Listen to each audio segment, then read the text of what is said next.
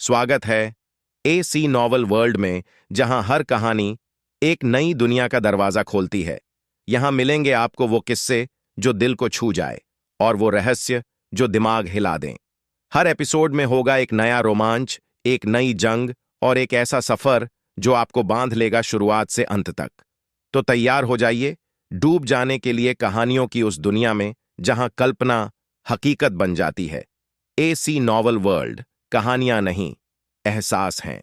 आरव ने भले ही अपनी महान उपलब्धियों का जिक्र करने से परहेज किया, पर वह दूसरे पहलुओं में अपना रुतबा दिखा सकता था।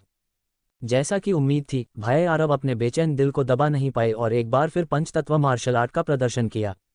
असर जबरदस्त था, जिससे पूरा दर्शक वर्ग दंग रह गया। आध्यात्मिक शक्ति का उपयोग करके अग्निकमल, बर्फ कमल और जलधाराएं बनाना तो विभाजन आत्मा लोक के लोग भी कर सकते थे। ये केवल नियंत्रण की सटीकता और शक्ति में अंतर की बात थी। लेकिन आरव पांचों तत्वों के बीच आज़ादी से परिवर्तन कर रहे थे, जो पूरी तरह से चमत्कारी था, जिसके बारे में उन्होंने कभी सुना तक नहीं था। शिष्यों की नज़र में ये निश्चित रूप से किसी तरह की दिव्य कला रही होगी। कुछ देर के लिए पूरा हॉल विस्मय और प्रशंसा से भर गया। उनकी तो बात ही छोड़िए, यहाँ तक कि 3 आंखों वाला बाघ भी अचानक हॉल में प्रकट हो गया। उसकी आंखें चरम अविश्वास से चौड़ी हो गईं। अरे छोकरे, तूने ये कैसे किया? शिष्य उलझन में थे और ज्यादा रहस्य नहीं देख पाए, लेकिन यह अलग था। भले ही वह एक राक्षस राजा था जो बस आलस करता था, फिर भी वह एक संत स्तर का अस्तित्व था। वह स्पष्ट रूप से महसूस कर सकता था कि यह अभी भी मार्शल आर्ट था, न कि किसी तरह की दिव्य कला। बस मार्शल आर्ट का स्तर बहुत ऊंचा था, जो न केवल सामान्य नियति लोक के राजा स्तर से अधिक था, बल्कि संत स्तर से भी ऊपर था। बस मैंने ऐसे ही किया। तुम जानते हो, मुझमें हमेशा से ये ताक थी। आरव ने अपने हाथ फैला दिए, जैसे कि उन्होंने केवल कुछ मामूली काम किया हो। मुझे तेरा कुछ नहीं पता, बस तेरी थोड़ी सी ताकत से। 3 आंखों वाला बाघ भड़क उठा। आरव इस समय नियति लोक के चौथे स्तर पर थे, जिसे वह एक नज़र में देख सकता था। अगर एक सामान्य चौथे स्तर का नियति लोक का साधक ऐसा कर सकता, तो उसने, राक्षस राजा ने, व्यर्थ जीवन जिया होता। हालांकि अभी जो प्रदर्शन हुआ, उसमें ज्यादा ताकत नहीं थी और लड़ाई में ज्यादा काम नहीं आएगी, लेकिन इसके पीछे के अर्थ को नज़रअंदाज नहीं किया जा सकता था। हाँ, बस मैं ये देखकर कि एक प्रतिष्ठित राक्षस राजा भी हैरान था, आरव बहुत खुश थे। यह आसान नहीं था। तेरा महज राक्षस इस संप्रदाय प्रमुख की ताकत को कैसे समझ सकता है? यह जरूर कोई चाल होगी। मैं तुझे मूर्ख मानूं अगर मैं तेरा विश्वास करूं। 3 आंखों वाला बाघ अभी भी सख्त बना हुआ था, उसके लिए आरव से सहमत होना असंभव था। क्या ये कोई भ्रम था? असंभव, वह अभी तक अंधा नहीं हुआ था। या ये किसी विशेष गठन या रून द्वारा किया गया था? नहीं, वह उसे भी धोखा नहीं दे सकता था। ईमानदारी से कहूं तो उसके विचार वास्तव में थोड़े डगमगा गए थे। शुरुआत से ही उसने आरव को नीचा दिखाया था, लेकिन इस दौरान उड़ान गरुड़ संप्रदाय में ऐसी चीजें हुई थी जो उसकी संज्ञानात्मक सीमाओं से परे थीं। उदाहरण के लिए, आरव की अतार्किक सफलता की गति। जब वह उससे पहली बार मिला था, तो वह केवल विभाजन आत्मा लोक के चौथे स्तर पर थे, लेकिन अब वह नियति लोक के चौथे स्तर पर थे। उदाहरण के लिए, उस विशेष क्षमता से एक शिष्य को जबरदस्ती एक प्रमुख क्षेत्र से ऊपर उठाना। अगर यह सिर्फ इशिता अकेले होती तो ठीक था, लेकिन शांडिल्य को भी ऊपर उठा दिया गया था। इसे संयोग से समझाना संभव नहीं था। और आज, क्या ये हो सकता है कि यह छोकरा वास्तव में कोई दिव्य कला जानता हो? वह थोड़ा भ्रमित था। उसके जाने के बाद भीड़ ने चर्चा की। यहाँ तक कि बाघ राक्षस भी संप्रदाय प्रमुख की दिव्य कला को नहीं देख पा रहे हैं। ऐसा लगता है कि संप्रदाय प्रमुख का क्षेत्र उनसे कहीं ज्यादा ऊंचा है। क्या ये कोई तथ्य नहीं है जिसे हम शुरू से जानते थे? तुम इतने हैरान क्यों हो? छोटा बाघ अक्सर संप्रदाय प्रमुख के बारे में बुरा बोलता है। ऐसा लगता है कि वह हमेशा से इस बात से जलता था कि संप्रदाय प्रमुख उससे ज्यादा शक्तिशाली हैं। उसकी ईर्ष्या बेकार है। कुछ लोग नियत हैं कि उन्हें ही देखा जाएगा। 3 आंखों वाला बाघ, जो पहले ही दूर उड़ चुका था, इन चर्चाओं को सुनकर लगभग गुस्से से आसमान से गिर पड़ा। यहाँ तक कि भय आरव भी शायद ही कभी थोड़े शर्मिंदा हुए। ये बहुत ज्यादा है, हर कोई वास्तव में इसे बड़ा चढ़ाकर बता रहा है। 3 आंखों वाला बाघ एक राक्षस राजा है, जो उनसे कई स्तर ऊपर का अस्तित्व है। हालांकि वह अपने दिल में गुप्त रूप से खुश थे। वैसे निया, तुमने पिछली बार गूढ़ अभ्यास क्षेत्र में बहुत प्रगति की, तुम्हें पुरस्कृत करना बनता है। उन्होंने ये दिल से कहा। जल्दी सुधार करने वाले संप्रदाय सदस्यों को पुरस्कृत करने से दूसरों को और भी कड़ी मेहनत करने के लिए प्रेरित किया जा सकता है। एक योग्य संप्रदाय में पुरस्कार और दंड की प्रणाली होती है। भाई आरव ने पूरी उम्मीद की कि वे तेजी से सुधार करेंगे और उनके लिए अधिक अंक अर्जित करेंगे। बोलने के बाद उन्होंने अपनी अंगूठी से एक 8वीं श्रेणी की आध्यात्मिक तलवार निकाली। मयान के साथ भी भीड़ इसमें कुछ खास नहीं देख पाए, वे बस इतना जानते थे कि संप्रदाय प्रमुख द्वारा उत्पादित कुछ भी कम से कम छठी श्रेणी का होना चाहिए। वे अत्यंत ईर्ष्यालु होने से खुद को रोक नहीं पाए। सौभाग्य से लिन निगम अभी भी गूढ़ नक्शे में कड़ी साधना कर रही थी, अन्यथा वह शायद ईर्ष्या से भर जाती। नेहा शर्मा ने आध्यात्मिक तलवार को देखा, उनका छोटा दिल हिरण की तरह धड़क रहा था। उनका ध्यान आध्यात्मिक तलवार पर नहीं था, बल्कि संबोधन पर था। अभी संप्रदाय प्रमुख ने उन्हें क्या कहकर बुलाया? निया। इतना अंतरंग संबोधन, क्या ये हो सकता है? ये सोचकर उनके नाजुक गाल लाल हो गए और उनकी शर्मिंदगी भरी उपस्थिति ने आरव को स्तब्ध कर दिया। क्या हो रहा है? लड़की, तुम तलवार के लिए इतनी लालायित क्यों हो? क्या मेरा सुंदर चेहरा एक टूटी हुई तलवार जितना सुंदर नहीं है? खैर, इसे लो। बोलने के बाद उन्होंने कुछ निराशा के साथ तलवार उनके हाथ में थमा दी।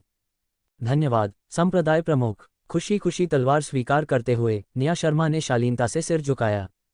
फिर अन्य शिष्यों की ईर्ष्यालु निगाहों के बीच उन्होंने तलवार निकाली। जैसे ही आध्यात्मिक शक्ति अंदर गई, वह तुरंत हैरान हो गईं। ये तलवार थोड़ी ज्यादा ही मजबूत है। यह उनकी कल्पना से ज्यादा मजबूत थी। उन्होंने 5वीं श्रेणी की आध्यात्मिक तलवार का इस्तेमाल किया था और इस तलवार की तुलना में वह तो बस कचरा थी। ये निश्चित रूप से छठी श्रेणी से अधिक है। संप्रदाय प्रमुख, ये तलवार। उनकी हैरान और भ्रमित आंखों को देखकर भाई आरव का दर्जा एक बार फिर बढ़ गया। उन्होंने जानबूझकर उदासीनता से कहा, ओह, ये बस एक 8वीं श्रेणी की आध्यात्मिक तलवार है, कुछ खास नहीं। क्या 8वीं श्रेणी की आध्यात्मिक तलवार? नेहा शर्मा लगभग कांप उठी, इसे सहन नहीं कर पाईं। तुरंत बाद यह एक अभूतपूर्व संतुष्टि और मिठास की भावना थी।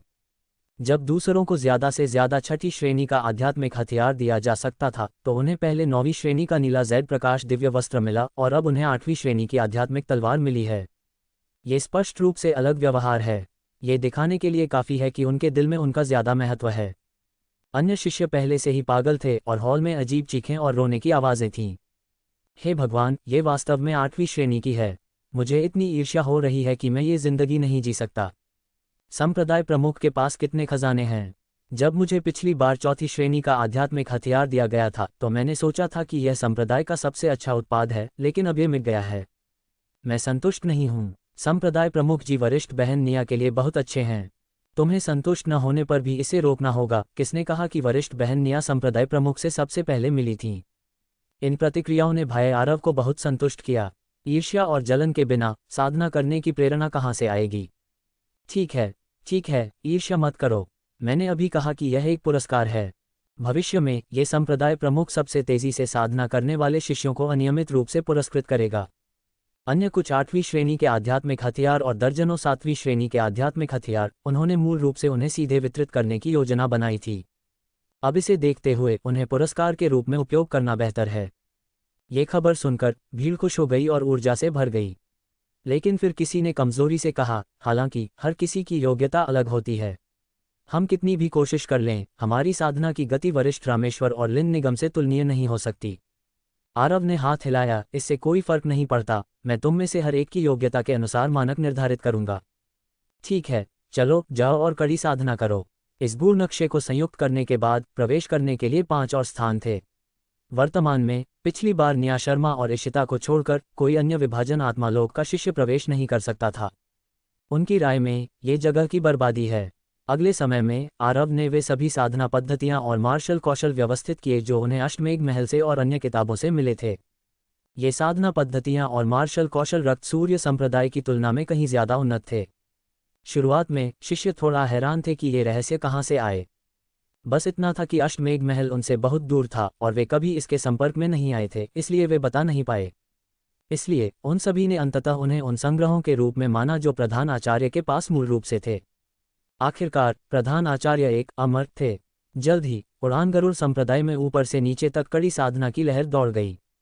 सभी शिष्यों ने अपने निवास बंद कर दिए और कई लोगों ने एकांतवास शुरू कर दिया। जब तक वे विभाजन आत्मा लोक तक नहीं पहुंच जाते, तब तक बाहर न आने का संकल्प लिया। बेशक आरव स्वयं उनमें से नहीं थे। तत्काल आवश्यकता की भावना के बिना वह कड़ी साधना नहीं करेंगे।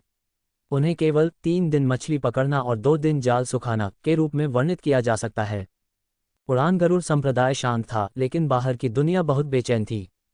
अष्टमेघ महल समारोह में भाग लेने वाले मेहमानों में से कोई भी समय पर लौट नहीं पाया था।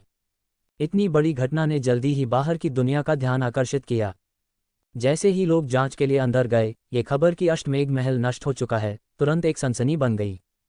कहा जाता है कि सबसे पहले अंदर जाने वाला व्यक्ति इतना डर गया था कि वह आसमान से गिर पड़ा। कोई रास्ता नहीं था, दृश्य बहुत दुखद था। नीले अजगर के सार रक्त द्वारा दबाए जाने के कारण मरने से पहले ज्यादातर लोगों का चेहरा अच्छा नहीं था, और आरव ने अभी तक अपने दुश्मनों के लिए शवों को दफनाने का नेक चरित्र विकसित नहीं किया था। इतना बड़ा संप्रदाय जिसमें 1 दर्जन से ज्यादा नियति लोक के विशेषज्ञ बैठे थे, साथ ही 1 दर्जन से ज्यादा नियति लोक के मेहमान और नियति लोक के 9वें स्तर पर युवराज केशव जैसे शक्तिशाली व्यक्ति। ऐसी शानदार ज़ेरोंग को कैसे नष्ट कर दिया गया? कुछ समय के लिए पवनगति प्रांत के चारों ओर विभिन्न स्थानों पर अटकलें लगाई गईं और वे हिल गए। इससे श्रृंखला प्रतिक्रियाओं की एक श्रृंखला भी उत्पन्न हुई। उदाहरण के लिए, अष्टमेघ महल से कम नहीं कुछ शक्तियों पर संदेह किया गया और कुछ संप्रदायों में आंतरिक कलह हुई क्योंकि उनके प्रधान आचार्यों को मेहमानों के रूप में मार दिया गया था, और इसी तरह प्रमुख संप्रदाय दहशत में थे। वे डरने से खुद को रोक नहीं पाए। इतने सारे नियति लोक के विशेषज्ञों को एक ही समय में बिना किसी को पता चले मारने में कितनी ताकत लगेगी। इसके अलावा अष्टमेघ महल की आध्यात्मिक नसें गायब हो गई थीं। ये सब इंगित करता प्रतीत होता था कि इसके पीछे एक शक्तिशाली और भयानक शक्ति थी। एक बार जब वह भयानक शक्ति उनके संप्रदाय पर हमला करती तो क्या वे उसे रोक पाते? बाहर के विभिन्न राज्यों के संप्रदायों के डर की तुलना में पवनगति प्रांत उत्सव से भरा हुआ था। ऐसा नहीं था कि अष्टमेघ महल इतना बुरा था, बल्कि यह था कि कम प्रतियोगी थे। साधना जगत में संसाधन सीमित थे और केक केवल इतना बड़ा था। अष्टमेघ महल के भीमकाय के बिना अन्य लोगों का जीवन स्वाभाविक रूप से बहुत बेहतर होगा। क्षणिकगढ़ की शाही अध्ययन कक्ष के भीतर युलोक शाही शहर में माहौल बेहद दमनकारी था। राजवंश के 3 महत्वपूर्ण मंत्री अपनी भौहें झुकाए हुए थे और सिर नीचे किए हुए थे, ज्यादा सांस लेने की हिम्मत नहीं कर रहे थे। युवराज केशव अष्टमेघ महल में मर गए और सम्राट गौरव क्रोधित थे। साधना जगत में शाही शक्ति बेहद स्थिर होती है और कुलीन परिवारों के चेहरों को देखने की जरूरत नहीं होती, क्योंकि यहाँ ताक बोलती है और यह सम्राट स्वयं दाव महल लोक के 6ठे स्तर पर हैं और क्षणिकगढ़ में नंबर 1 विशेषज्ञ हैं। मुझे कौन बता सकता है दुश्मन ने ये कैसे किया? अभी महासेनापति, प्रधानमंत्री और शाही गार्डों के कमांडर, तीनों महान विशेषज्ञों ने एक साथ वीडियो देखा। अष्टमेघ महल भव्य समारोह। उस समय कुछ मेहमानों ने छाया प्रसारण आध्यात्मिक हथियार चालू कर दिया था। हालांकि अंत में छाया प्रसारण आध्यात्मिक हथियार या तो नष्ट हो गया था या आरव द्वारा जब्त कर लिया गया था और अंकों के बदले में बदल दिया गया था। प्रसारित तस्वीर अभी भी थी। यह अफसोस की बात है कि उन्होंने जो तस्वीर देखी वह लिंगी को संप्रदाय प्रमुख गौरव द्वारा मार गिराए जाने तक की थी। उस समय संप्रदाय प्रमुख गौरव ने संप्रदाय रक्षा महान गठन खोला था। एक बार जब महान गठन खोला गया तो बाहरी दुनिया पूरी तरह से अलग हो गई और छाया प्रसारण आध्यात्मिक हथियार स्वाभाविक रूप से तस्वीर को प्रसारित नहीं कर सका। प्रधानमंत्री यांग जी ने सम्मानपूर्वक कहा, महामहिम को रिपोर्ट करते हुए, इस मंत्री की राय में उस समय अष्टमेघ महल में एक खजाने की लड़ाई हुई थी। क्या तुम्हें मुझे ये बताने की जरूरत है? क्या मैं अंधा हूँ? केशव की मृत्यु ने सम्राट को गुस्से से भर दिया, लेकिन वास्तव में केशव उनके बेटे नहीं थे बल्कि उनके पर पोते थे। सम्राट को खुद शायद ये भी याद न हो कि कितनी पीढ़ियों का अंतर था। वह 10,000 से ज्यादा वर्षों से जीवित हैं और उनके वंशज गायों की तरह असंख्य हैं। साधारण प्रतिभा और योग्यता वाले अधिकांश लोगों को बाहर जाने के लिए सौंपा गया था और राजकुमारों को पीढ़ी दर पीढ़ी ड्यूक के रूप में पदावनत किया गया था। धीरे धीरे खराब होते गए और अंततः नागरिक भी बन गए। उत्कृष्ट प्रतिभा वाले उन वंशजों को प्रशिक्षण के लिए अपने पास वापस बुलाया गया था और युवराज केशव उनमें से सर्वश्रेष्ठ में से एक थे। नियति लोक का 9वां स्तर पंचरंग दिव्य हवेली। भविष्य में एक नए दाव महल लोक बनने की उम्मीद है और सम्राट ने हमेशा उन पर बहुत उम्मीदें रखी थीं। चूंकि वह पिछले 30 वर्षों में एक नवागंतुक थे, उन्हें युवराज नाम दिया गया था। जनरल लूरान ने एक पल सोचा और फिर कहा, महामहिम, हमने जो 5 छाया प्रसारण आध्यात्मिक हथियार एकत्र किए उनकी आखिरी तस्वीर उसी पल बाधित हो गई थी। और उस समय स्क्रीन पर संप्रदाय प्रमुख गौरव ने अचानक एक कदम उठाया। इस अधीनस्थ को लगता है कि यह बहुत संभावना है कि अष्टमेघ महल ने संप्रदाय रक्षा महान गठन शुरू किया। सम्राट ने सिर हिलाया और फिर अपनी भौहें रगड़ी। संप्रदाय प्रमुख गौरव द्वारा महान गठन शुरू करना सच है, लेकिन वह खुद अंत में मर गए। अगर संप्रदाय प्रमुख गौरव नहीं मरे होते तो वे सीधे संप्रदाय प्रमुख गौरव को हत्यारा मान सकते थे। हालांकि यह अविश्वसनीय था कि संप्रदाय प्रमुख गौरव महल प्रमुख के रूप में अपने संप्रदाय के सभी लोगों को नष्ट कर देंगे। संप्रदाय रक्षा महान गठन वास्तव में ऐसा कर सकता था। एक और शक्ति होगी जो बगल से लालच दे रही थी। अष्टमेघ महल के सभी लोगों को मार डाला। शाही गार्डों के कमांडर शाहू जून ने एक निष्कर्ष निकाला। मैं जानना चाहता हूं कि वे कौन हैं। उन्होंने किस साधन का उपयोग किया? वापस आई खबर के अनुसार अष्टमेघ महल के सभी लोगों के मरने का समय आधे अगरबत्ती से ज्यादा नहीं था। आधे अगरबत्ती के भीतर नियति लोक के 9वें स्तर वालों सहित हजारों लोगों को मारना, ये तो मैं भी नहीं कर सकता। ये वही है जिससे सम्राट सबसे ज्यादा डरते हैं। अज्ञात दुश्मन ने उन्हें एक मजबूत खतरा महसूस कराया, जैसे उनकी पीठ में एक कांटा। तीनों महत्वपूर्ण मंत्री सभी भौहें चढ़ाए हुए थे। कौन हवा से यह अनुमान लगा सकता था? यांग जी ने एक पल सोचा और धीरे धीरे कहा, वह आरव उड़ान गरुड़ संप्रदाय के प्रधान आचार्य में समस्या होने की संभावना है। लू रान की आंखें चमक उठीं और उन्होंने तुरंत सहमति व्यक्त की। ये सही है। उनकी अंगूठी युवराज केशव द्वारा छीन ली गई थी और उस अंगूठी ने अष्टमेघ महल के उच्च स्तरीय अधिकारियों के बीच सामूहिक हाथापाई का कारण बना। जरूर कोई अंदर की जानकारी होगी जो हम नहीं जानते। भले ही वह आरव मर गया हो, हमें जांच करनी चाहिए। अष्टमेघ महल में बहुत से लोग नीले अजगर के सार रक्त से मारे गए थे और उनकी कमजोर ताकत के कारण उनकी पहचान नहीं की जा सकी थी। ये निर्धारित करना भी असंभव है कि क्या आरव उनमें से हैं।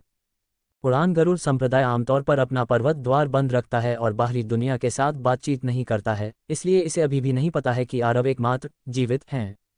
सम्राट ने सिर हिलाया। तो फिर उड़ान गरुड़ संप्रदाय में इस मामले की जांच करने के लिए किसी को भेजो। लू रान, इस मामले को तुम संभालोगे। जनरल लू रान ने सिर झुकाया और आदेश लिया और फिर कहा, अगर उड़ान गरुड़ संप्रदाय का इस मामले से कोई लेना देना नहीं है, इस संप्रदाय को क्षणिक गढ़ के क्षेत्र के भीतर मौजूद रहने की जरूरत नहीं है।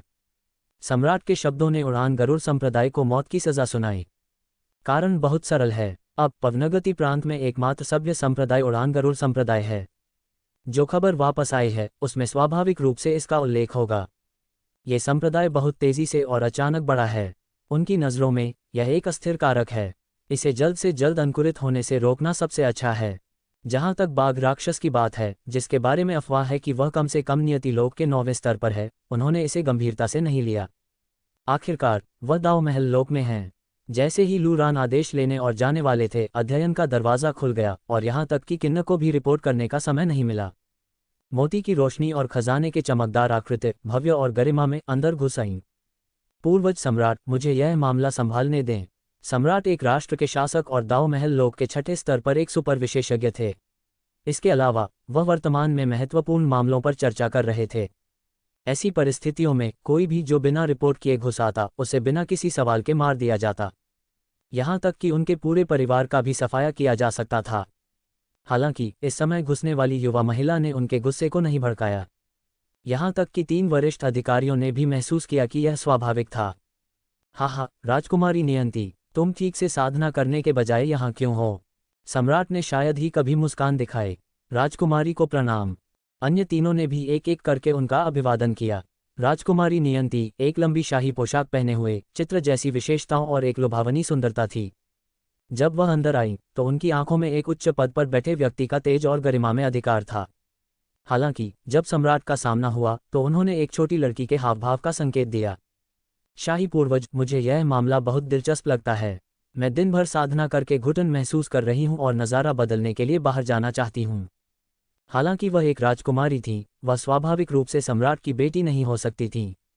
सम्राट की 100 से ज्यादा बेटियां अपनी कम साधना स्तर और समाप्त जीवनकाल के कारण 10,000 साल पहले ही मर चुकी थीं। राजकुमारी नियंती और युवराज केशव एक ही पीढ़ी के थे और उनकी योग्यता केशव से कहीं ज्यादा थी। वह पहले ही दाव महल लोक के पहले स्तर पर थी और उनकी दिव्य हवेली तो 6 रंग की थी। ऐसी प्रतिभा पिछली सभी पीढ़ियों से ज्यादा थी और भविष्य में वह दाव महल लोक के 9वें स्तर तक भी बढ़ सकती थी। ये भी संभव था कि वह संत लोक तक पहुंच सकती थीं। अगर ये तथ्य नहीं होता कि वह एक महिला थी और परिवार की वंश परंपरा को जारी रखने में असमर्थ थी, तो सम्राट ने इस महिला को उत्तराधिकारी बनाना चाहा होता और शांति से साधना करने के लिए पीछे हट गए होते। फिर भी यह महिला भविष्य में क्षणिक गढ़ के लिए और आगे बढ़ने की गारंटी बन सकती थी। सम्राट के मन में वह एक अतुलनीय खजाना थी। इसलिए यहाँ तक कि जब नियंती सीधे उनकी गोद में बैठ गईं और उनकी दाढ़ी खींची तो वह बस लाचार होकर मुस्कुराए और गुस्सा नहीं हुए। ये घटना बहुत जटिल है और हम उस अज्ञात शक्ति द्वारा हमला कर सकते हैं। तुम्हारी यात्रा हो सकती है। सम्राट ने उड़ान गरुड़ संप्रदाय को गंभीरता से नहीं लिया। वह वास्तव में उड़ान गरुड़ संप्रदाय को नष्ट करने वाले मास्टरमाइंड के बारे में चिंतित थे। वह एक ऐसा अस्तित्व था जिससे वह भी सावधान थे। क्या शाही पूर्वज को मेरी ताकत पर भरोसा नहीं है? इसके अलावा मेरे पास मेरे अपने अधीनस्थ हैं। अगर आप अनुमति नहीं देंगे तो मैं आपसे फिर कभी नहीं मिलूंगी। नियंती ने मुंह फुलाया और चंचलता से उन्हें 2 बार मुक्का मारा। नीचे के 3 वरिष्ठ अधिकारियों ने गुप्त रूप से उनकी आलोचना की। केवल वही सम्राट के सामने एकजुट होने की हिम्मत कर सकती थीं। सम्राट हंसे, तुम छोटी लड़की, तुम मुझे धमका भी रही हो। तो क्या शाही पूर्वज सहमत हैं या नहीं? ठीक है, मैं सहमत हूं, लेकिन महान कमांडर शाहू जून को पूरे रास्ते तुम्हारे साथ होना चाहिए। शाहू जून ने शाही शहर गार्डों की कमान संभाली। ये सेना बड़ी नहीं थी, केवल 3000 आदमी थे, लेकिन सबसे कम ताकतात्मा मंचलोक के 9वें स्तर पर थी। और इस शाही गार्ड के 100 सेनापति सभी नियति लोक तक पहुंच चुके थे। इसके अलावा उनके पास संयुक्त हमला करने वाले गठन भी थे जो उनकी ताकत को गुना कर सकते थे, जिसका विरोध साधारण संप्रदाय विशेषज्ञ नहीं कर सकते थे। शाहू जून स्वयं भी दाव महल लोक के दूसरे स्तर पर थे। उनके साथ पूरे रास्ते उनकी रक्षा करते हुए सम्राट ज्यादा सहज थे। नियंती थोड़ी असंतुष्ट थी, लेकिन अंततः उन्होंने हार मान ली। ठीक है, लेकिन इस बार वह मेरे अधीन होंगे और मेरे आदेशों को सुनेंगे। सम्राट ने उन पर अत्यधिक दुलार किया और हंसे, ठीक है, वह तुम्हारे अधीन हैं। उनकी सहमति प्राप्त करने के बाद नियंती खुशी से मुस्कुराए और शालीनता से पीछे हट गईं, अपने पीछे एक सुगंधित हवा छोड़ गईं। आरव, जो उड़ान गरुड़ संप्रदाय में बहुत दूर थे, ने वास्तव में अनुमान लगाया था कि कोई न कोई जल्द ही उनके दरवाजे पर आएगा। अष्टमेघ महल का विनाश इतना बड़ा सौदा था। एक जीवित के रूप में अगर उनकी जांच नहीं की गई तो यह अजीब होगा। बस इतना था कि वह क्षणिक गढ़ के लोगों को नहीं जानते थे, इसलिए उन्हें नहीं पता था कि कौन आ रहा था। हालांकि वह बिल्कुल भी चिंतित नहीं थे, मजाक कर रहे थे। उनके अपने क्षेत्र पर आहुआंग और 3 आंखों वाला बाघ 2 प्रमुख गुंडों के साथ किले की रखवाली कर रहे थे और हर दिन 3 पुनरुत्थान। अगर स्वर्गीय राजा भी आते तो भी डरने की कोई बात नहीं थी। वह हाल ही में बहुत परेशान थे। जिस चीज से वह परेशान थे वह कोई बड़ी बात नहीं थी। 10 दिन से ज्यादा हो गए थे, लेकिन संप्रदाय में कोई भी अष्टमेघ महल के विनाश पर चर्चा नहीं कर रहा था। अगर कोई इसका उल्लेख नहीं करता तो स्वाभाविक रूप से कोई नहीं जानेगा कि उन्होंने अष्टमेघ महल को नष्ट कर दिया था। खुद को दिखाने के लिए इस्तेमाल की जाने वाली इतनी बड़ी खबर जारी नहीं की जा सकती थी, इसलिए नगर प्रमुख स्वाभाविक रूप से बहुत असहज थे। उन्हें अब बहुत अफसोस हो रहा था कि उन्होंने शुरुआत में सीधे यह नहीं कहा था। इसके बजाय उन्होंने उम्मीद की थी कि उनके शिष्य निष्क्रिय रूप से इसकी खोज करेंगे। ईमानदारी से कहूं तो यह उनकी अपनी करनी थी। उड़ान गरुड़ संप्रदाय का बाहरी दुनिया से कम संपर्क था। आमतौर पर वे बाहरी दुनिया से कुछ प्रमुख खबरें प्राप्त करने के लिए छवि प्रसारण आध्यात्मिक उपकरणों पर भरोसा कर सकते थे, लेकिन हाल ही में शिष्यों को पुरस्कारों से प्रेरित किया गया था और वे एकांत में जोरदार साधना कर रहे थे। बाहरी दुनिया पर ध्यान देने का किसके पास समय होगा? हवा के बीच में उड़ते हुए चारों ओर किसी के बिना ठंडे और खाली पहाड़ों को देखते हुए वह इतने उब गए थे कि उनके अंडकोश हल्के से दुख रहे थे। नियति लोक के लिए आगे बढ़ना बहुत मुश्किल था। उनकी स्वर्ग विरोधी योग्यता के साथ भी वह इन 10 दिनों में एक छोटा क्षेत्र भी सुधार नहीं पाए थे। साधना वास्तव में बहुत धीमी है। उन्होंने आह भरी, लेकिन किसी ने जवाब नहीं दिया। वर्तमान में उन्हें बात करने के लिए कोई नहीं मिल रहा था। आहुआंग अपना अधिकांश समय आध्यात्मिक नसों के गर्म पोषण के तहत सोते हुए बिताते थे। यहाँ तक कि अगर उन्हें जगाया जाता था तो भी वह माँ कहकर बुलाते रहते थे, जिससे परेशानी बढ़ जाती थी। जहाँ तक 3 आंखों वाले बाघ की बात है, उसे भूल जाओ। उन्हें अचानक याद आया कि उन्होंने पिछले उन्नयन के बाद प्राप्त परिवर्तन की क्षमता का उपयोग नहीं किया था।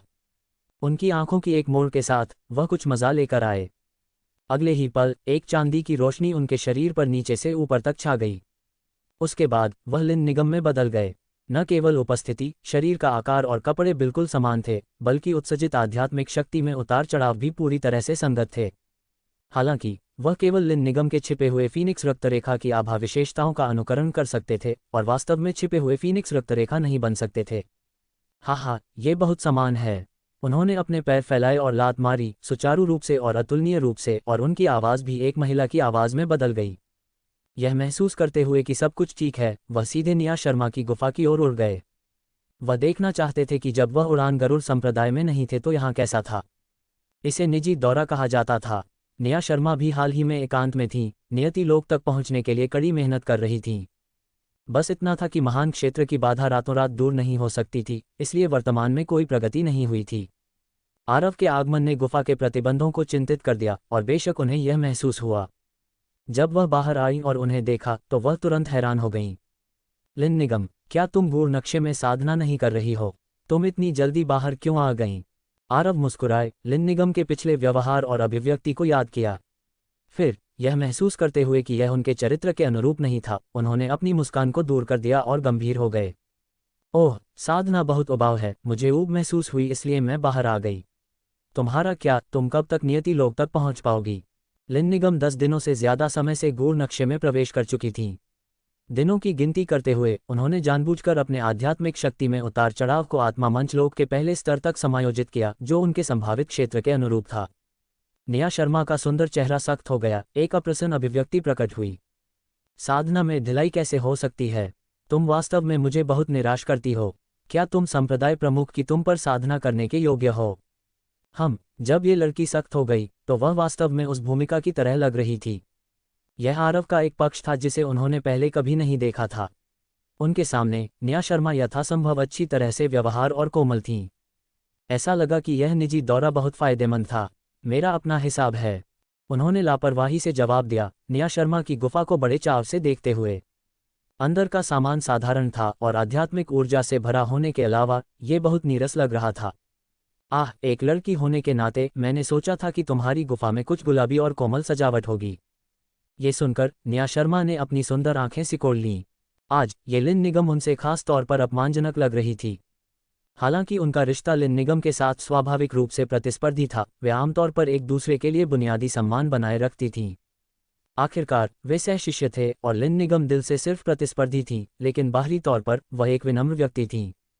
लेकिन अब उनकी गुफा में प्रवेश करना ऐसा था जैसे वह अपने ही घर में प्रवेश कर रही हो, एक बूढ़े व्यक्ति की तरह बोल रही हो, कोई सोचेगा कि वह मेहमान थीं। तुम्हारी महान सूर्य जलती हुई ज्वाला तलवार का अभ्यास कैसा चल रहा है? तुम बैंगनी ज्वाला हृदय सूत्र में किस स्तर तक पहुंच गई हो? ठीक ठाक, क्या ऐसा है? निया शर्मा को और भी ज्यादा असहज महसूस हुआ। हालांकि उनका और लिन निगम का प्रतिस्पर्धी रिश्ता था, वह साधना के प्रति इस तरह के गैर जरूरी रवैये को बर्दाश्त नहीं कर सकती थीं। खासकर तब जब लिन निगम उनकी शिष्य थीं। तो फिर मुझे अपना अभ्यास दिखाओ और अगर कोई गलती हुई तो मैं तुम्हें उन्हें ठीक करने में मदद करूंगी। आरव केवल अपनी उपस्थिति और आभा को बदल सकते थे, लेकिन वह लिन निगम की तकनीकों और मार्शल कौशल को नहीं बदल सकते थे। बैंगनी ज्वाला हृदय सूत्र लाल सूरज संप्रदाय की तकनीक थी और उन्होंने दंडपाणी होम की पूरी ताकत की नकल की थी, इसलिए स्वाभाविक रूप से उन्होंने दूसरों को साधना करने की जहमत नहीं उठाई। वह केवल हंसकर कह सकते थे, रहने दो, मेरा अभ्यास बहुत अच्छा है, सुधार की जरूरत नहीं है। क्या तुम अहंकारी और आत्मसंतुष्ट हो रही हो? उनके गंभीर और उदास रूप को देखते हुए भाई आरव हंसे। यह उनके यादों में निया शर्मा के विपरीत बहुत मजेदार था। तुम एक गुरु के रूप में बहुत अच्छा काम कर रही हो, बुरा नहीं। जैसे ही उन्होंने ये कहा, उन्हें पता चल गया कि वह मुश्किल में हैं। ये वह पंक्ति नहीं थी जो लिन निगम कहती। निश्चित रूप से निया शर्मा का चेहरा तुरंत ठंडा हो गया, एक बर्फीले पिंजरे की तरह, और एक गुरु की महिमा पूरी तरह से प्रकट हुई। तुम आज यहाँ आई और तुमने मुझे गुरु कहकर भी नहीं बुलाया। इतनी गंभीर मत हो। आरव बहुत लाचार थे। क्या वह मजाक कर रही थीं? मैं संप्रदाय प्रमुख हूँ, क्या तुम्हें गुरु कहना बहुत शर्मनाक नहीं होगा? हालांकि तुम्हारा और मेरा एक समझौता था, तुमने अभी तक मुझे पार नहीं किया है, तो क्या तुम्हें अब गुरु और शिष्य के शिष्टाचार का पालन करने की जरूरत नहीं है? निया शर्मा कदम दर कदम करीब आईं। यह एक साधना जगत था और गुरु के बिना साधक असंभव थे। इसलिए गुरु और शिष्य के बीच उचित संबंध को बहुत महत्व दिया गया था। निया शर्मा पहले से ही बहुत उदार थीं। अगर आरव के परिवर्तित लिन निगम बहुत चंचल नहीं हुए होते तो वह शुरू में इसकी परवाह नहीं करतीं। लेकिन अब उन्होंने महसूस किया कि उन्हें इस कांटेदार शिष्य को भी अनुशासित करना चाहिए और उन्हें कुछ नियम देने चाहिए। अन्यथा अगर वह वास्तव में भविष्य में संप्रदाय प्रमुख की शिष्या बन गईं, तो क्या वह बूढ़े व्यक्ति को नाराज नहीं करेंगी? भाई आरव को उनकी अच्छी नीयत नहीं पता थी और अब उन्हें जोरदार पसीना आ रहा था। क्या वह उनसे मजाक कर रही थीं? क्या वह वास्तव में इस लड़की द्वारा डांटे जा रहे थे? वह गंभीर लहजा बिल्कुल भी मजाक नहीं था। क्या? निया शर्मा ने उन्हें भयंकर रूप से घूरा जिसमें निहित अधिकार था। उन्होंने ठंडे लहजे में 2 शब्द बोले, घुटने टेको। धिक्कार है। भाई आरव अब वास्तव में इसे स्वीकार नहीं कर सकते थे। शामिल व्यक्ति को अब बहुत अफसोस था, बेहद अफसोस। अगर उन्हें पता होता तो उन्हें लिन निगम में परिवर्तित नहीं होना चाहिए था। लोकेश में परिवर्तित होना बेहतर होता, कम से कम वह उनके द्वारा डांटे नहीं जाते। वह अपनी असली पहचान प्रकट नहीं कर सकते थे। शर्मिंदगी द्वितीयक थी। क्या होगा अगर शिष्यों ने गलती से सोचा कि भविष्य में उन्हें कपड़े बदलने का शौक है? वह अपनी आजीवन प्रतिष्ठा को बर्बाद नहीं कर सकते थे। संप्रदाय प्रमुख ने मुझे बुलाया, मैं पहले जाता हूँ। ये कहने के बाद वह जल्दी से गुफा से भाग गए, बिना किसी निशान के उड़ गए। निया शर्मा ने उनका पीछा भी किया। संप्रदाय प्रमुख ने बुलाया। उन्होंने कुछ क्यों नहीं सुना? क्या यह एक आवाज प्रसारण हो सकता है? क्या फिर से कुछ बड़ा हुआ है? दूसरी ओर आरव घबराकर एक गहरे पहाड़ में भाग गए। ये पुष्टि करने के बाद कि 1000 मील के भीतर कोई नहीं था, उन्होंने अपनी छाती थपथपाई। निया शर्मा, आह निया शर्मा, मैंने तुम्हें 9वीं श्रेणी का आध्यात्मिक हथियार दिया और 8वीं श्रेणी का आध्यात्मिक हथियार दिया। मैंने तुम्हारे साथ अच्छा व्यवहार किया, लेकिन तुम वास्तव में मुझे घुटने टेकने के लिए कहना चाहती थी। मैंने तुम्हें व्यर्थ में बिगाड़ा। मुझे पहले वापस बदल जाना चाहिए। लिन निगम की पहचान इस्तेमाल करना बहुत मुश्किल था। उन्होंने प्रणाली पैनल खोला और परिवर्तन कौशल का उपयोग करने की कोशिश की, लेकिन वह उस पर क्लिक नहीं कर पाए। क्या हो रहा है? ये ग्रे क्यों हो गया है? प्रणाली, बाहर आओ। 500 अंक खर्च करके उन्होंने एक महत्वपूर्ण सवाल उठाया। मैं वापस क्यों नहीं बदल सकता? परिवर्तन कौशल कूलडाउन समय 3 दिन। कूलडाउन अवधि के दौरान परिवर्तन बटन ग्रे हो जाता है और क्लिक नहीं किया जा सकता है। 3 दिनों के बाद मेजबान स्वचालित रूप से मूल स्थिति में लौट आएगा और इसे परिवर्तन प्रयास के रूप में नहीं गिना जाएगा। धिक्कार है। क्या तुम मुझसे खेल रहे हो? क्या यह एक अपराजित प्रणाली है या एक चिढ़ाने वाली प्रणाली? चूंकि उन्होंने सवाल पूछने के लिए 500 अंक का भुगतान जारी नहीं रखा, प्रणाली ने मरने का नाटक किया और कुछ नहीं बोली। भाई आरव हैरान रह गए। क्या ये परिवर्तन कौशल इतना खराब था? हालांकि वापस लौटना अगले परिवर्तन के रूप में नहीं गिना जाता था, वह 3 दिनों तक वापस नहीं आ सकते थे। इसका मतलब था कि इन 3 दिनों के लिए उन्हें लिन निगम का रूप बनाए रखना था।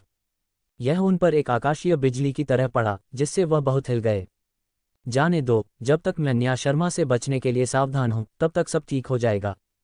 उनकी राय में उस लड़की को अपनी गुफा में वापस जाकर साधना करनी चाहिए थी। मुख्य हॉल में वापस उड़ते हुए उन्होंने पाया कि लगभग सभी शिष्य वहां इकट्ठे थे। तेज आंखों वाले कुछ शिष्यों ने उन्हें एक नज़र में देखा। लिन निगम आ गई हैं। जल्दी उनसे पूछो कि क्या हो रहा है। इससे पहले कि वह उतर पाते, उन्हें शिष्यों की परतों से घेर लिया गया। सिर पर मौजूद व्यक्ति निया शर्मा थीं। तुम आखिरकार आ गईं, बताओ संप्रदाय प्रमुख कहाँ गए? यह क्या हो रहा था? उन्हें कैसे पता चलेगा कि उनके पहले भाग जाने के बाद? निया शर्मा ने गलती से सोचा कि संप्रदाय प्रमुख को कुछ महत्वपूर्ण काम है, इसलिए वह मुख्य हॉल में दौड़ गईं। घूमकर और आरव को न पाकर वह अन्य शिष्यों की गुफाओं में खोजने गईं। ये खोज कोई छोटी बात नहीं थी। सभी ने आसपास के सैकड़ों मील की खोज की और पाया कि संप्रदाय प्रमुख गायब थे। उड़ान गरुड़ संप्रदाय का अपना वर्तमान दिन हो सकता था। ये सब इसलिए था क्योंकि भाई आरव पूरे क्षेत्र को संभाल रहे थे। अगर वह चले गए तो आसमान गिर जाएगा। इसके अलावा, हालांकि यह संप्रदाय प्रमुख चीज़ों की ज्यादा परवाह नहीं करते थे, वह शिष्यों के लिए इतने अच्छे थे कि वे सभी उन्हें अपने पुनर्जन्म के माता पिता मानते थे। ये जानकर कि वह गायब हैं, कुछ शिष्य रोने भी लगे और कुछ ने तो बाहर जाकर खोजने का प्रस्ताव भी रखा। निया शर्मा का एकमात्र सुराग ये था कि लिन निगम को संप्रदाय प्रमुख का ठिकाना पता हो सकता है। लिन निगम, संप्रदाय प्रमुख कहाँ गए? हमें जल्दी बताओ, हमारे दिमाग को शांत करो। आरव, जो लिन निगम में बदल गए थे, बहुत लाचार थे। ये संप्रदाय प्रमुख तुम्हारे ठीक सामने हैं, इतनी जल्दी क्या है? लेकिन वह सच नहीं बता सकते थे, अन्यथा कपड़े बदलने का शौक वास्तव में पुष्टि हो जाएगा। उन्हें केवल सख्ती से पेश आना पड़ा और नाटक जारी रखना पड़ा। संप्रदाय प्रमुख ने कहा कि उन्हें कुछ जरूरी काम है और वह बाहर गए हैं। निया शर्मा ने तुरंत पूछा, वह कहाँ गए? मुझे भी नहीं पता, उन्होंने बस इतना कहा कि चिंता न करो। तुम कैसे साबित कर सकती हो कि तुमने जो कहा वह सच है? बोलने वाला व्यक्ति तीसरी पीढ़ी का शिष्य विवेक था।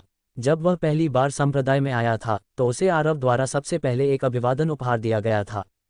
उस दिन से उन्होंने संप्रदाय प्रमुख के लिए आग और पानी से गुजरने की शपथ ली थी और अब वह स्वाभाविक रूप से चिंतित लोगों में से एक थे। द्विवेदी भी एक तीसरी पीढ़ी का शिष्य समान रूप से लगातार थे।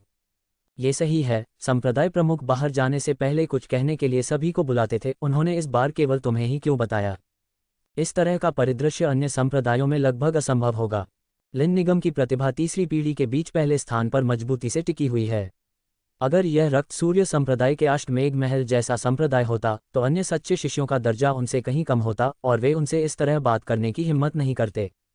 लेकिन उड़ान गरुड़ संप्रदाय में, हालांकि आरव लिन निगम को बहुत महत्व देते हैं, उन्होंने कभी भी उनका दर्जा नहीं बढ़ाया है, इसलिए हर कोई ज्यादा औपचारिकता के बिना साथ रहता है।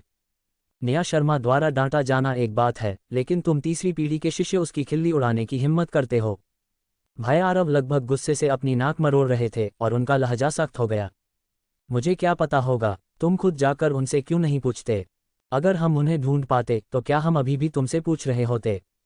जब तुम उन्हें ढूंढ नहीं सकते तो अपने अपने घर वापस जाओ और ठीक से साधना करो। इतनी तुच्छ बातें क्यों हैं? उन्हें फिर से साधना बंद करते हुए देखकर भाई आरब बहुत असंतुष्ट थे। बस इतना था कि वह एक पल के लिए भूल गए कि ये वे शब्द थे जो केवल संप्रदाय प्रमुख ही कह सकते थे। अरे लिन निगम, ये तुम्हारा क्या रवैया है? छोटी बच्ची, तुम्हें लगता है कि तुम आत्मा मंचलोक के उत्तरार्ध तक पहुंच गई हो, इसलिए तुम बहुत हॉट हो। दूसरी पीढ़ी के ज्येष्ठ भी अब असंतुष्ट थे।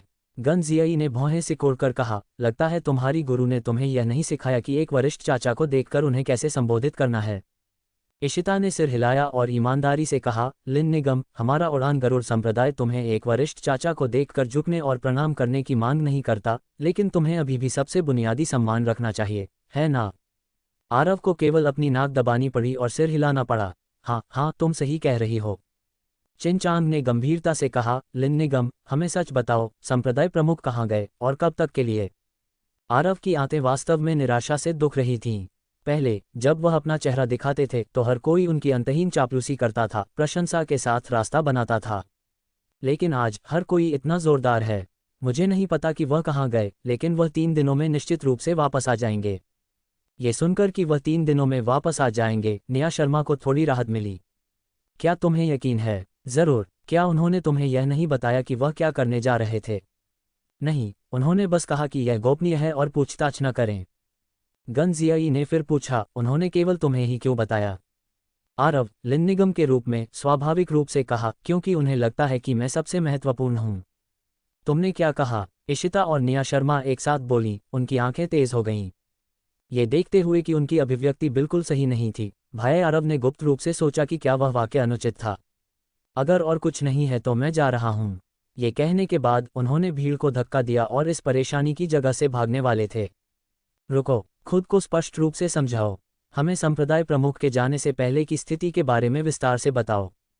ये सही है, एक भी शब्द नहीं छोड़ा जा सकता। आरव को इससे पहले कि वह जान पाते फिर से घेर लिया गया। सवालों की बौछार का सामना करते हुए वह इतने गुस्से में थे कि उनके दांत खुजली कर रहे थे। ठीक है, तुम सब बस मेरा इंतजार करो। भीड़ द्वारा कई बार डांटे जाने के बाद उन्होंने एक बार फिर भीड़ को तोड़ दिया और पहाड़ों में भाग गए। मत जाओ, तुमने खुद को अभी तक स्पष्ट रूप से नहीं समझाया है।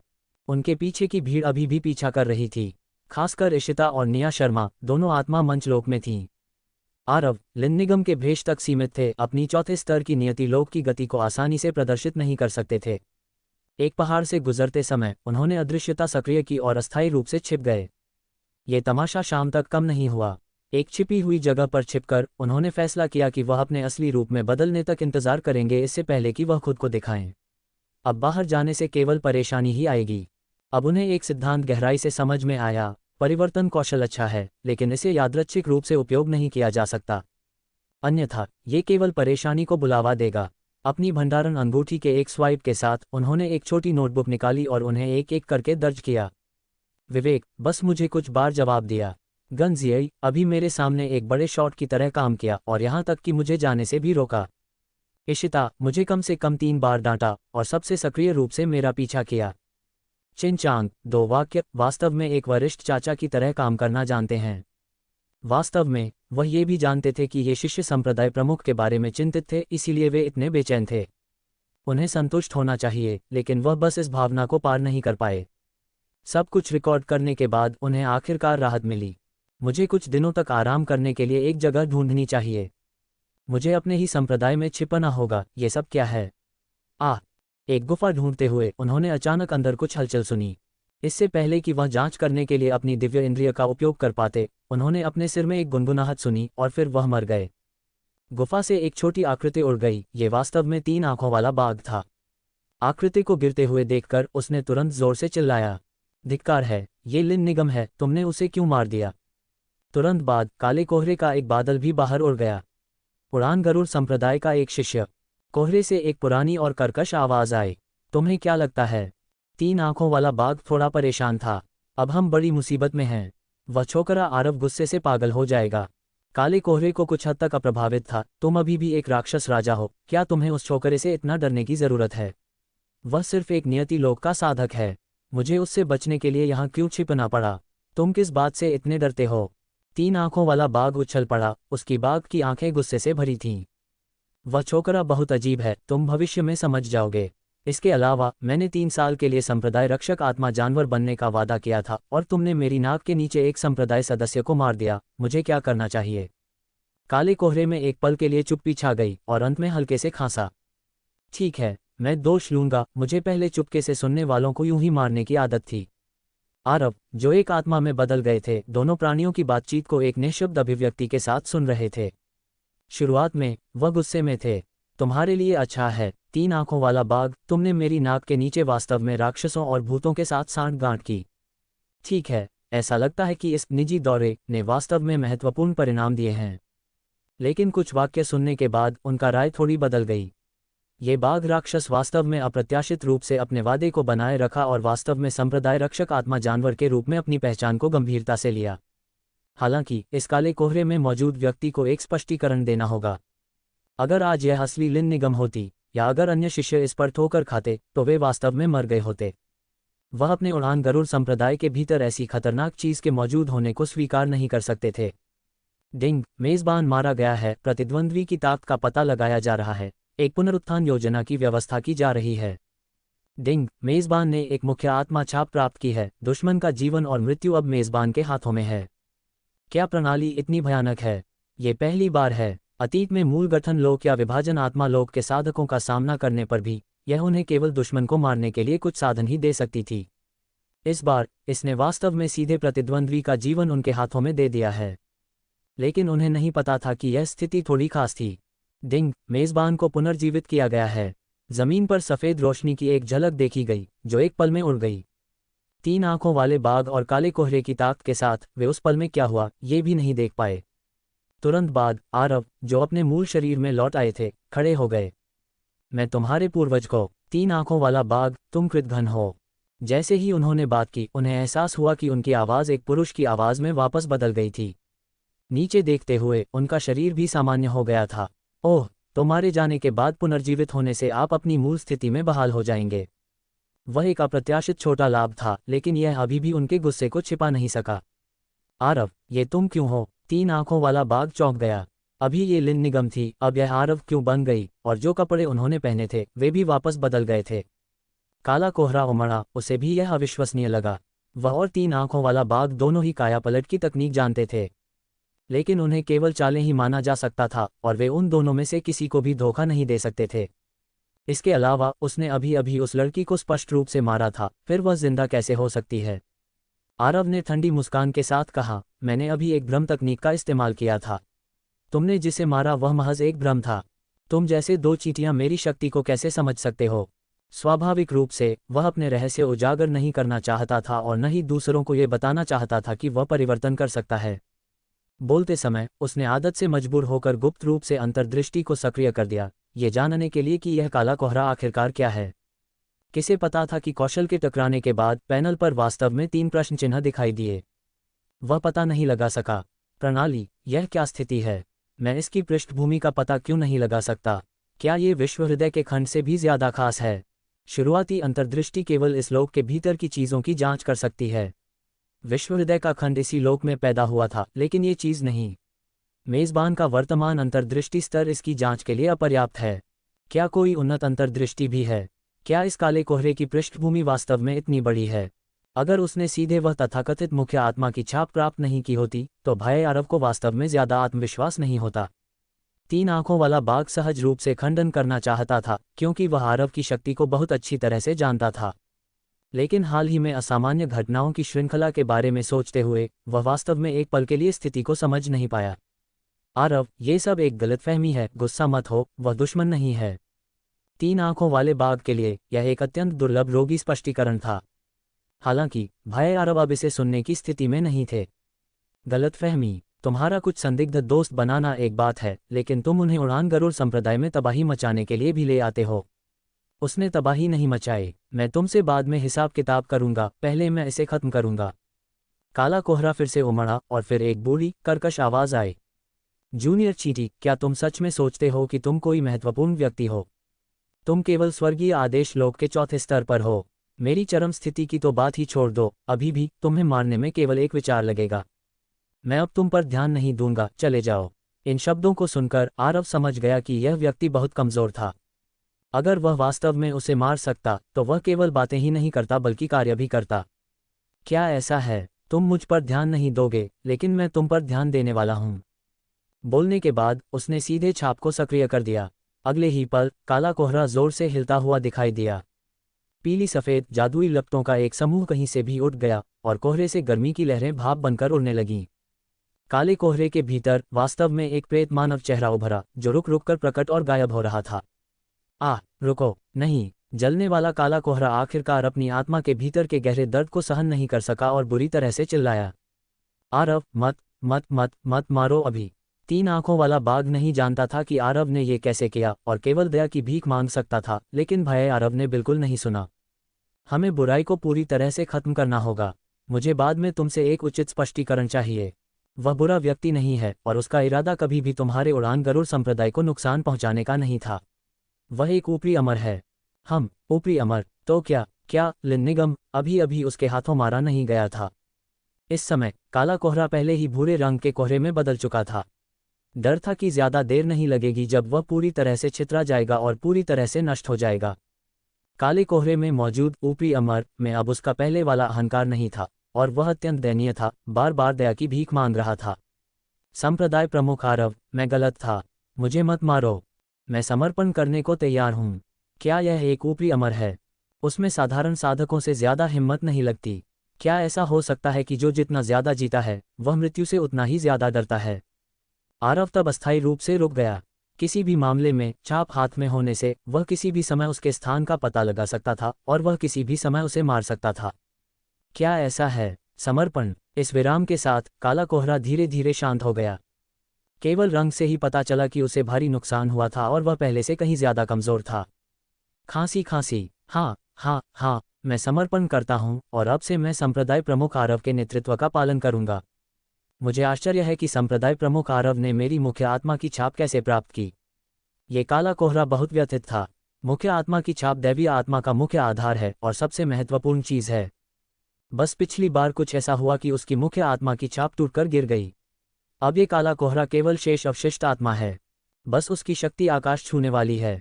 अगर यह अन्य साधक होते तो मुख्य आत्मा के बिना वे पूरी तरह से मर चुके होते। उसने कभी सपने में भी नहीं सोचा था कि खोई हुई मुख्य आत्मा की छाप वास्तव में आरव द्वारा प्राप्त कर ली जाएगी। ये चीज उसकी जीवन रेखा है और यह पूरे शरीर को प्रभावित करती है। ये वास्तव में उसे मार सकती है। उसे इस बच्चे को स्थिर करना होगा और इस मुख्य आत्मा की छाप को वापस पाने का कोई रास्ता खोजना होगा। आरव नहीं जानता था कि वह क्या सोच रहा है, वह केवल इतना जानता था कि प्रणाली ने आवाज नहीं निकाली। उसने कहा कि उसने समर्पण कर दिया, लेकिन इसने आवाज नहीं निकाली। ऐसा लगता है कि युवराज केशव की तरह ये केवल सती तौर पर आज्ञाकारी है और अभी भी अपने दिल में बुरी इच्छाएं पाले हुए है। समर्पण! क्या तुम्हें लगता है कि मुझे धोखा देना इतना आसान है? ठीक होने पर तुम मुझे फिर से नुकसान पहुंचाओगे, है ना? बोलने के बाद वह फिर से मुख्य आत्मा की छाप को सक्रिय करने ही वाला था। सफेद लौ अभी अभी उठी ही थी कि काला कोहरा फिर से चीख पड़ा। अन्याय! मैंने सच में समर्पण कर दिया। प्रणाली ने अभी भी आवाज नहीं निकाली। आरव विचार कर रहा था कि क्या बस उसे मार दिया जाए। इसके बारे में सोचते हुए ये सच है कि सभी विशेषज्ञों में आत्मसम्मान होता है। तीन आंखों वाला बाघ वास्तव में समर्पण नहीं करेगा और केवल 3 साल के लिए एक संरक्षक आत्मा पशु के रूप में सहयोग करेगा। एक अमर की तो बात ही छोड़ दो। गलत इरादे रखने वालों के लिए वे जितने ज्यादा मजबूत होते हैं उतना ही बड़ा नुकसान छोड़ जाते हैं। बच्चे, पहले रुको। तुम्हें उसकी मुख्य आत्मा की छाप मिल गई। तीन आंखों वाले बाघ ने अचानक अपनी आवाज संचारित की। उसकी आवाज में अविश्वास का एक मजबूत भाव था।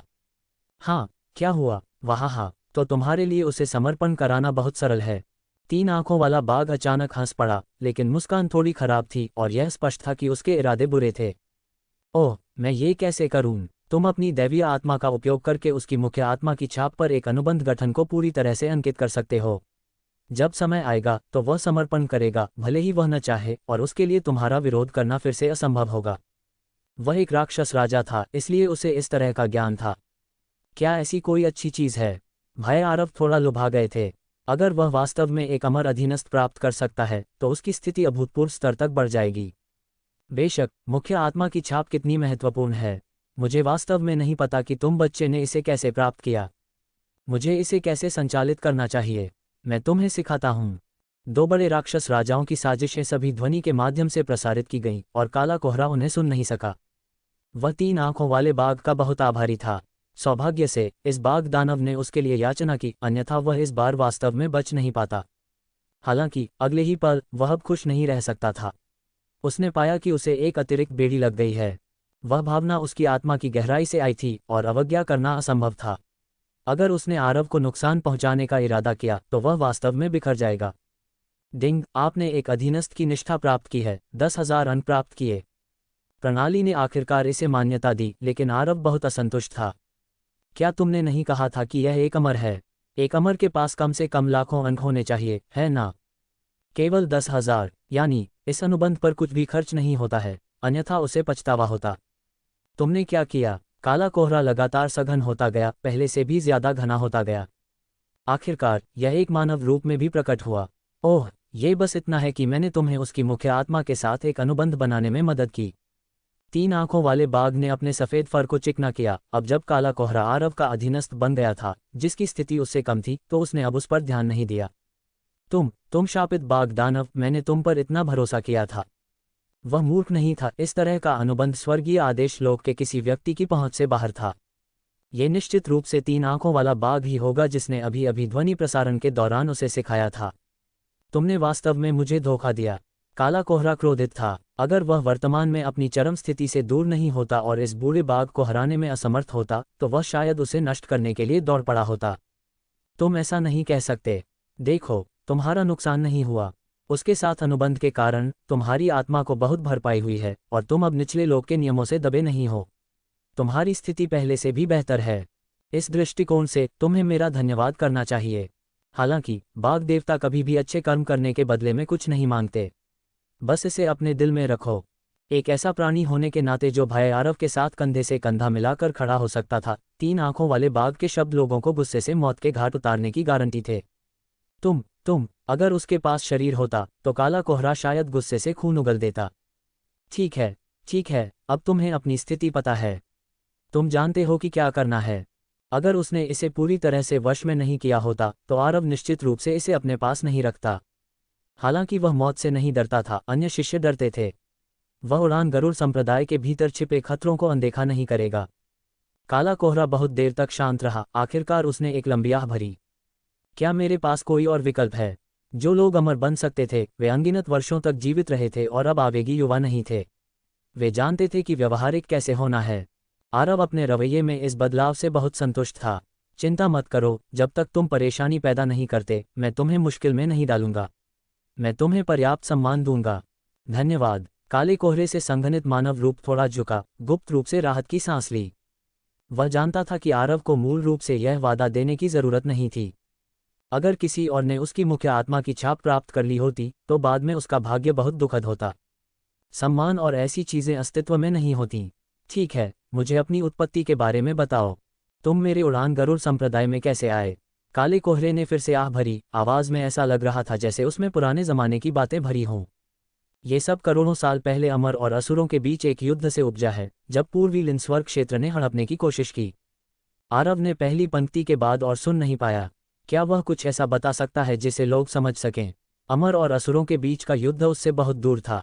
उसे बिल्कुल भी परवाह नहीं थी और वह इसमें शामिल नहीं होना चाहता था। रुको, मुद्दे पर आओ। सबसे पहले, तुम्हारा नाम क्या है? तुम्हारा पूरा नाम क्या है? अहम, ठीक है, इस अमर का नाम मोहन है और मेरे पास एक उपाधि है, शाम शिखर अमर पूज्य। ये किस तरह का बकवास अमर पूज्य है? आरव ने तिरछी नजर से उसे देखा। उसे शेखी बघाड़ने का बहुत संदेह था, क्योंकि यह आदमी अभी अभी हकला रहा था। ये स्पष्ट था कि वह अपनी स्थिति बढ़ाने की कोशिश कर रहा था। वह शायद ऐसा व्यक्ति था जिसे आत्मसम्मान की बहुत परवाह थी। तो तुम, एक अमर, यहाँ कैसे पहुंचे? उस समय अमर और असुर पथों ने एक दूसरे पर हमला किया, जिसके परिणामस्वरूप अनगिनत मौतें और चोटें आईं। इस बूढ़े व्यक्ति ने भी युद्ध में भाग लिया। एक बार मैं शैतानी साधकों के एक समूह द्वारा लापरवाही से घात लगाया गया और बुरी तरह से घायल हो गया, लगभग मर ही गया। मोहन ने धीरे से आह भरी। उस समय महान युद्ध के उतार चढ़ाव बहुत ज्यादा थे, जिससे अमर लोक और निचले लोक के बीच की बाधा में एक अंतराल बन गया। इस बूढ़े व्यक्ति की आदिम आत्मा ने नीचे भागने का अवसर लिया। और फिर करोड़ों साल बीत चुके हैं, तुम अभी भी यहाँ कैसे हो? अमर लोक से उतरते समय इस बूढ़े व्यक्ति की आदिम आत्मा को नियमों द्वारा दबा दिया गया था और मुख्य आत्मा की छाप भी उसी समय टूटकर गिर गई थी। केवल शेष अवशिष्ट आत्मा रक्तपाती अमर तलवार मेरे नताल अमर कलाकृति से जुड़ी हुई है, अन्यथा ये बहुत पहले ही बिखर गई होती। भाई आरव और 3 आंखों वाले बाघ ने एक ही समय में उसे चुपचाप देखा। उनके भाव बहुत सूक्ष्म थे। बूढ़े भाई, तुमने अभी अभी असुर शब्द कहा था, क्या तुम हमें ठीक से न सुनने के लिए धमकी दे रहे हो? दृश्य एक बार बहुत अजीब था। मोहन की अवशिष्ट आत्मा से परिवर्तित काला कोहरा अपनी जगह पर तैरता रहा, चुप रहा। पूरे 1 मिनट के मौन के बाद वह ठीक हो गया लग रहा था। मुझे मत बताओ कि तुम सोचते हो कि मैं एक शैतानी साधक हूं।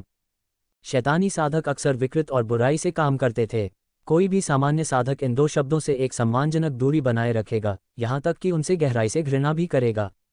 हा, ऐसा कैसे हो सकता है? ये बूढ़ा व्यक्ति सबसे रूढ़िवादी धर्मी साधक है, अमर शिक्षण शिविर से। अगर तुम्हें मुझ पर विश्वास नहीं है तो अमर लोक जाओ और मेरे श्याम शिखर अमर पूज्य मोहन की प्रतिष्ठा के बारे में पूछताछ करो। जहां भी मैं जाता हूं मेरी प्रशंसा की जाती है। हम अमर लोक जा भी नहीं सकते, हम कैसे पूछताछ कर सकते हैं? क्या ये केवल तुम्हें कहानियां बनाने नहीं दे रहा है? ये देखकर कि आरव और 3 आंखों वाले बाघ को अभी भी उस पर विश्वास नहीं था, उसने अपनी निर्दोषता साबित करने के लिए तुरंत चिल्लाया, मैं शैतानी साधकों का अटूट विरोधी हूं। 3 आंखों वाले बाघ ने अपनी आंखें घुमाईं। सच में? बेशक, ये बूढ़ा व्यक्ति इस जीवन में शैतानी साधकों से सबसे ज्यादा नफरत करता है। मैं एक को देखता हूं तो एक को मारता हूं, और मैं एक समूह को देखता हूं तो एक समूह को मारता हूं। जब मैं जवान था तो इस बूढ़े व्यक्ति ने एक भव्य शपथ ली थी कि इस जीवन में मैं शैतानी साधकों को नष्ट करने को अपना मिशन मानूंगा।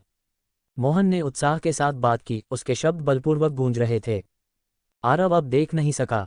बूढ़े भाई, तुम पहले ही बेनकाब हो चुके हो। अपनी पहचान को छिपाने के लिए तुम वास्तव में बिना सिद्धांतों के हो, सीधे अपने ही शिविर को पीठ में छुरा घोंप रहे हो। लगता है कि तुमने पहले बहुत सारे बेशर्म काम किए हैं, है ना? ठीक है, मुझे परवाह नहीं है कि तुम एक शैतानी साधक हो या एक अमर साधक। मुझे केवल इस बात की परवाह है कि वह शैतानी कलाकृति रक्तपाती असुर तलवार कहाँ है? वह एक अमर तलवार है, एक अमर कलाकृति। मोहन अभी भी उसे ठीक कर रहा था। दरअसल तुमने इसे पहले देखा है। ये वह युद्ध की लूट है जो तुम्हें पहले दंडपानी परिवार से मिली थी, रक्तपाती तलवार। रक्तपाती तलवार, वह 7वीं श्रेणी का आध्यात्मिक हथियार, दंडपानी परिवार की पुश्तैनी चीज। ईमानदारी से कहूं तो आरव ने इसे छीनने के बाद ज्यादा ध्यान नहीं दिया था। सबसे पहले वह एक तलवार का उपयोग नहीं करता था, और दूसरी बात, उसे लगा कि वह चमकीले लाल रंग की तलवार थोड़ी डरावनी लगती है। उसने वास्तव में यह उम्मीद नहीं की थी कि यह चीज वास्तव में एक अमर कलाकृति थी।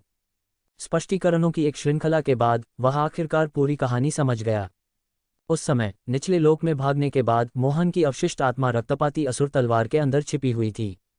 चूंकि मुख्य आत्मा की छाप चली गई थी और निचले लोक के नियमों के दबाव के साथ वह बाहर की दुनिया में बिल्कुल भी दिखाई नहीं दे सकता था, अन्यथा उसकी आत्मा आसानी से बिखरकर गायब हो जाती।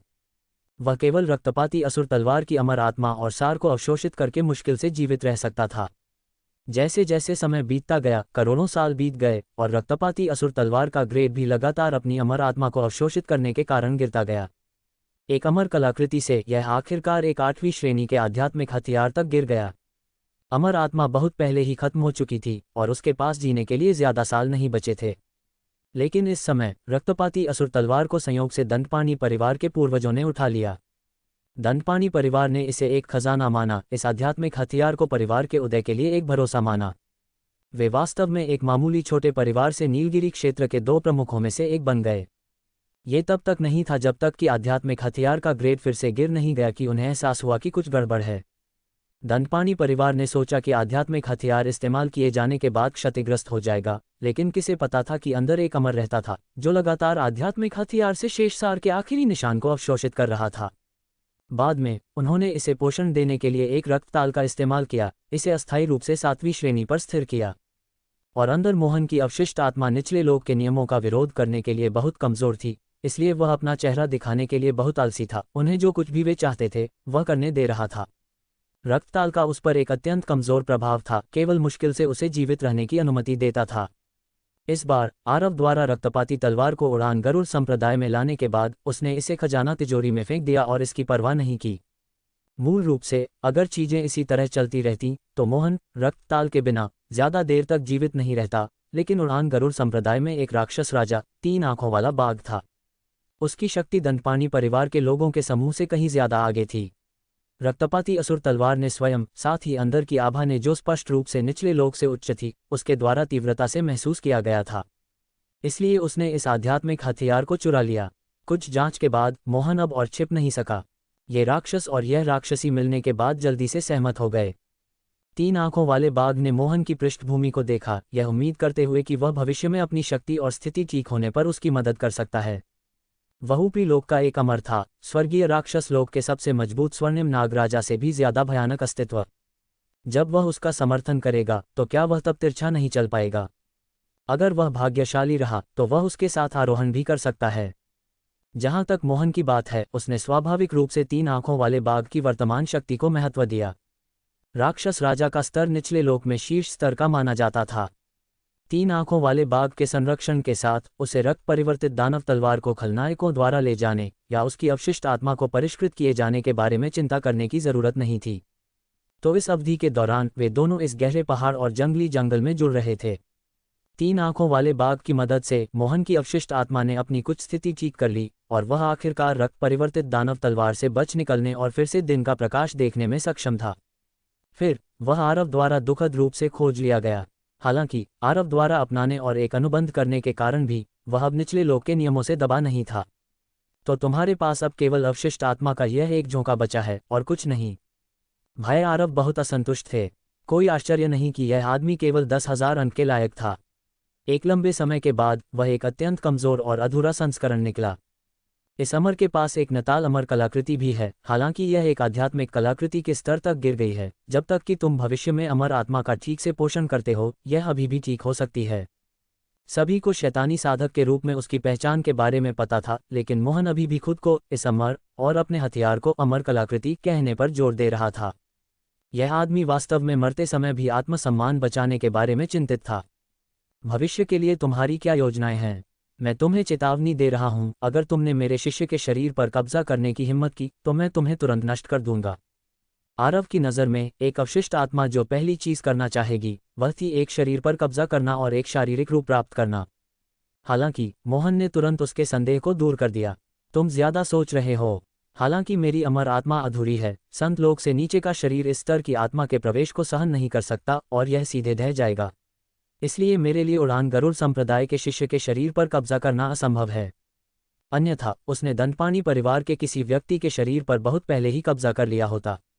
आरव ने सिर हिलाया। चूंकि कोई नुकसान नहीं था और उसके लिए विरोध करना असंभव था, उसने उसे रहने दिया। तुम्हारी वर्तमान शक्ति क्या है? तुम किस लोक को मार सकते हो? जब शक्ति की बात आई तो मोहन ने गर्व से कहा, दाव महल से नीचे मैं उन्हें एक ही विचार से मार सकता हूं। बस इतना ही। आरव ने अपने होंठ से कुढ़े। मोहन तुरंत निराश हो गया। तुम स्वयं केवल स्वर्गीय आदेश लोक के 4थे स्तर पर हो और अन्य उड़ान गरुड़ संप्रदाय के शिष्यों में सबसे मजबूत केवल आध्यात्मिक मंच लोक के 9वें स्तर पर है। मैं स्वर्गीय आदेश लोक के 9वें स्तर के किसी व्यक्ति को तुरंत मार सकता हूं। क्या ये तुम्हें हैरान करने के लिए पर्याप्त नहीं है? प्रवेश संत लोक से नीचे, अगर मैं अपनी अमर आत्मा को नुकसान पहुंचाने की कीमत चुकाने को तैयार हूं तो मैं उन्हें भी मार सकता हूं। ठीक है, तुम्हें बस आराम करना चाहिए। भाई आरव ने तुरंत रुचि खो दी। ये किस तरह का अमर था? वह 3 आंखों वाले बाघ जितना भी अच्छा नहीं था। इस उदासीन और लापरवाह रवैये ने मोहन को राहत की सांस लेने दी, ये सोचते हुए कि यह व्यक्ति साथ रहने में काफी आसान था। लेकिन दूसरी ओर एक अमर के आत्मसम्मान को भी भारी झटका लगा। तो वह खुद को सही ठहराने के लिए थोड़ा अनिश्चित था। अगर तुम मुझे मुख्य आत्मा की छाप वापस कर सकते हो तो मैं तुरंत अपनी शक्ति का एक हिस्सा ठीक कर सकता हूं। उस समय मैं तुम्हारी तरह के एक 3 आंखों वाले क्रोधी बाघ को अपने हाथ के एक झटके से नष्ट कर सकता हूं। उसे अभी भी 3 आंखों वाले बाघ के विश्वासघात को याद था, जिसने आरव को उसे नियंत्रित करने का तरीका सिखाया था। इन शब्दों ने 3 आंखों वाले बाघ के बाल खड़े कर दिए। हे, क्या तुम बहुत आगे नहीं जा रहे हो? यह मत भूलो कि पिछले कुछ दिनों से तुम्हारी देखभाल कौन कर रहा है? आरव ने सिर हिलाया, इस सुझाव से बहुत अप्रभावित महसूस किया। क्या तुम्हें लगता है कि मैं मूर्ख हूं? उसे मुख्य आत्मा की छाप वापस करना, यह आदमी निश्चित रूप से उसे धोखा देगा। वह कभी भी खुद में एक भ्रमित छिपी हुई खतरा नहीं जोड़ेगा। फिर अगर तुम एक संत ग्रेड आत्मा पोषण आध्यात्मिक औषधि और मेरी आदिम आत्मा के पूरक के लिए एक दुर्लभ खजाना पा सकते हो तो मैं भी अपनी शक्ति का एक छोटा सा हिस्सा ठीक कर सकता हूं। पिछला दंडपाणी परिवार बहुत कमजोर था। संत ग्रेड इलायची की तो बात ही छोड़ दो, 7वीं श्रेणी की आध्यात्मिक दवाइयाँ प्राप्त करना भी असंभव था। आध्यात्मिक दवाओं के ऊपर खजाना इलायची, गहन इलायची और संत इलायची थीं। अंतर के बहुत सारे स्तर थे, इसलिए मोहन उन पर भरोसा करने के लिए बहुत आलसी था। संत ग्रेड आध्यात्मिक दवाइयाँ निचले लोक में अत्यंत दुर्लभ थीं। इसके अलावा भले ही किसी ने उस स्तर की स्वर्गीय सामग्री और पृथ्वी खजाने को प्राप्त कर लिया हो, उस स्तर का एक रसायन बनाने वाला होना चाहिए था। यहाँ तक कि 3 आंखों वाले बाघ को भी उस स्तर की इलायची प्राप्त करने में मुश्किल होगी। जहाँ तक आरव की बात है, उसे मूल रूप से कोई उम्मीद नहीं थी। हालांकि इस बच्चे ने इनएक्सप्लिकेबली रूप से उसकी मुख्य आत्मा की छाप प्राप्त की और इनएक्सप्लिकेबली रूप से 3 आंखों वाले बाघ की मदद प्राप्त की। इसने मोहन को एक पहचान के बारे में सोचने पर मजबूर कर दिया, गहरे भाग्य वाला विमान का पुत्र। इन लोगों की पृष्ठभूमि अक्सर दुखद होती थी, लेकिन उनका भाग्य संयोग से उलझ जाता था और तब से उनका भाग्य तारांकन ओवरवेलमिंग तारांकन होता था। हालांकि वे रास्ते में कभी कभी छोटे झटके झेलते थे, वे हमेशा चमत्कारी रूप से खतरे को सुरक्षा में बदल देते थे। जिन दुश्मनों ने उन्हें उकसाया, वे चाहे कितने भी मजबूत क्यों न हो, वे उनके द्वारा वापस मार दिए जाते थे। उनके पास एक बड़ी विशेषता भी थी, जो ये थी कि वे खजानों के साथ रहने के लिए निर्धारित थे। वे जहां भी जाते थे, आसानी से स्वर्गीय सामग्री, पृथ्वी खजाने और दैवीय हथियार प्राप्त कर सकते थे। यहाँ तक कि अगर उन्होंने एक कुत्ते को पाला, तो वह प्राचीन किलिन का एक वंशज या भिन्नता हो सकता है, जैसे कि वे स्वर्ग के पसंदीदा थे। ऊपरी लोक अमर क्षेत्र में ऐसे भाग्य के बच्चे थे। उनमें से कुछ ने अमर क्षेत्र में पहुंचने पर अपना भाग्य खत्म कर दिया और साधारण अमर बन गए। उनमें से कुछ ने अपना भाग्य जारी रखा और आखिरकार अमर क्षेत्र में दिग्गज बन गए। क्या ये बच्चा भी उस तरह का व्यक्ति हो सकता है?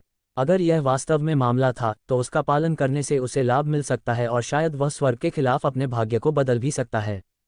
ये सही है। जब विमान के पुत्र उठे, तो उनमें से कुछ के पास परेशानी में एक दादाजी जो उनके साथ आए थे, या एक घायल अमर परिबहन, एक हथियार या अंगूठी में छिपी हुई थी, जो उन्हें गुप्त रूप से मार्गदर्शन कर रही थी। वे विमान के पुत्रों के मार्गदर्शन और सुरक्षा के साथ बड़े हुए और उन्हें उनके अच्छे शिक्षक, सहायक मित्र और जीवन गुरु माना जा सकता था। यह अपने आप से कितना मिलता जुलता था। इसी तरह उसकी एक असाधारण पृष्ठभूमि थी और वह शक्तिशाली हुआ करता था, लेकिन उसे भारी चोटें लगीं। क्या ऐसा हो सकता है कि वह संयोग से किसी और के दादाजी जो उनके साथ आए थे भी बन गया हो? उसे याद आया कि विमान के पुत्रों के साथ आए 2 दादाजी न केवल अंत में अपनी मूल शक्ति को ठीक कर पाए, बल्कि उन्हें उनके कुछ अवसर भी मिले और उनकी शक्ति अपने चरम की तुलना में कई गुना मजबूत थी और उनके खजाने लोगों को ईर्ष्या करने पर मजबूर करते थे। ये सोचते हुए उसने अचानक अपनी वर्तमान स्थिति को स्वीकार कर लिया। उसे तो ये भी लगा कि आरव का पालन करना एक अच्छी बात हो सकती है। बस इतना है कि भय आरव उसके सोचने के तरीके में इस बदलाव को महसूस नहीं कर सके, या बल्कि अगर वह जानता भी तो वह अप्रभावित रहेगा। क्या उसे एक दादाजी जो उनके साथ आए थे जैसी किसी चीज की जरूरत थी? ठीक है, संत ग्रेड इलायची, तुम बस अच्छी चीजों के बारे में सोच रहे हो। तुम्हें धोना चाहिए और सो जाना चाहिए। मुझे तुम्हारी मदद की जरूरत नहीं है। उन चीजों के बारे में मत सोचो जो तुम्हारे पास हो भी सकती हैं और नहीं भी। क्या स्क्रिप्ट ऐसी नहीं होनी चाहिए? मोहन थोड़ा प्रतिक्रिया नहीं कर सका। तार्किक रूप से, क्या किसी को इस बात से अत्यधिक खुशी नहीं होनी चाहिए कि एक अमर उससे जुड़ गया है? भले ही इस अमर को बुरी तरह से चोट लगी हो और उसकी शक्ति उसके चरम के 10वें हिस्से से भी कम हो, उसका ज्ञान और अनुभव अभी भी वहां था। खासकर अगर वह भविष्य में वास्तव में अमरलोक तक आरोहण कर सकता है, तो अजीब अमरलोक में एक अनुभवी मार्गदर्शक होना एक अनुभवी मार्गदर्शक होने के बराबर था। अमरलोक में संबंध और रिश्ते अग्रिम में प्राप्त करने से वह बहुत सारे घुमावों को बचा सकता था। 3 आंखों वाले बाघ के पिछले रवैये को देखते हुए आप देख सकते हैं कि निचले लोक में कोई भी दादाजी जो उनके साथ आए थे जैसे 5 सितारा उच्च गुणवत्ता वाले धोखा को मना नहीं कर सकता था। यहाँ तक कि राक्षस राजा और संत भी अपवाद नहीं थे। ये देखकर कि आरव जाने ही वाला था, वह खुद को उसे रोकने से नहीं रोक सका। यह उसके आत्मसम्मान को बहुत नुकसान पहुंचा रहा था। एक गरिमा में ऊपरी अमर पहल करके उससे चिपका रहा था, लेकिन वास्तव में उसे एक ठंडा कंधा दिया गया। वहीं रुको, वह भागा और रास्ता रोक दिया। चूंकि वह बहुत उत्साहित था, इसलिए वह जोर से गरज भी पड़ा।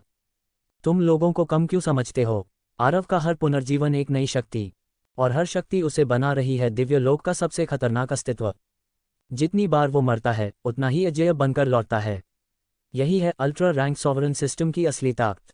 फायर। और दोस्तों, आगे की कहानी में आरव जिन शक्तियों को हासिल करने वाला है, वे पूरे दिव्य लोक का संतुलन हिला देंगी। तो तैयार रहिए, असली खेल अभी शुरू हुआ है। High voltage. अगर आपको यह एपिसोड पसंद आया हो तो थम्स अप का चिन्ह लाइक करें, शेयर करें, बेल और सब्सक्राइब करें एसी नॉवल वर्ल्ड को। क्लैप अबॉर्ड। मिलते हैं अगले एपिसोड में, जहां आरव की नई मौत एक नई दास्तान लेकर आएगी।